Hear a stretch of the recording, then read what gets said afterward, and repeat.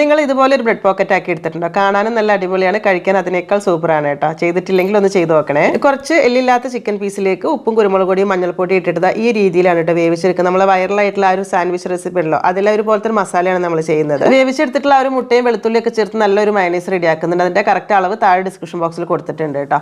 ഇനി വേവിച്ച ചിക്കൻ ഒന്ന് ചോപ്പ് ചെയ്തെടുത്തിട്ട് അതിലേക്ക് കുറച്ച് സവോളയും ക്യാരറ്റും മല്ലിയിലയും ഇട്ട് കൊടുക്കുന്നത്. 2 നുള്ള ഉപ്പും ആ ഒരു സോസും ഒരു ഇത്തിരി കുരുമുളക് പൊടിയും കൂടി ഇട്ട് മിക്സ് ആക്കി എടുത്താൽ നമ്മുടെ ഫില്ലിങ്സ് റെഡിയാണ്. അത് കഴിഞ്ഞ് കുറച്ച് തേങ്ങയിലേക്ക് ഒരു ഇത്തിരി പച്ചമുളക്, മല്ലി, പുതിന, ചെറുനാരങ്ങ നീര്, ഉപ്പ് ഇട്ടൊന്നങ്ങ് അടിച്ചെടുത്ത് നമ്മുടെ ചമ്മന്തി റെഡി ആയിട്ടോ. ഇനി ബ്രെഡ് പീസ് 2 എണ്ണം ഒരുപോലെ വെച്ചെടുത്താൽ ഇതുപോലെ ഒന്നങ്ങ് മുറിച്ചെടുക്കുക. ബാക്കിയുള്ളത് വന്നിട്ടുള്ളത് ഇതുപോലെ ബ്രെഡ് ക്രംസ് ആക്കുക. 2 മുട്ട മിക്സ് ആക്കി എടുത്തിട്ട് ആ ഒരു ബ്രെഡ് പീസ് ഉണ്ടല്ലോ അത് ഇതുപോലെ മുക്കി എടുത്തിട്ട് ബ്രെഡിന്റെ ക്രംസിൽ നന്നായിട്ടൊന്ന് കോട്ട് ചെയ്തെടുത്തിട്ട് ഫ്രൈ ചെയ്തെടുക്കുക കേട്ടോ, സൈഡൊന്നും വിട്ടുപോകാത്ത രീതിയിൽ. ഇനിയിപ്പോൾ ഇതാ ബ്രെഡ് ഈ രീതിയിൽ ഒന്ന് കട്ട് ചെയ്തെടുത്ത ശേഷം അതിൻ്റെ ഉള്ളിലേക്ക് ഇതുപോലെയൊക്കെ ഒന്ന് സെറ്റ് ചെയ്തെടുത്താൽ മതി കേട്ടോ. അപ്പോൾ ചമ്മന്തിയൊക്കെ ചേർത്തിട്ട് ഈ രീതിയിൽ ചെയ്തിട്ടില്ലെങ്കിൽ എന്തായാലും ചെയ്ത് നോക്കണേ, ഇഷ്ടമാവെന്ന് വിചാരിക്കുന്നു. അപ്പോൾ ഇനി എന്തായാലും നാളെ കാണാം. താങ്ക്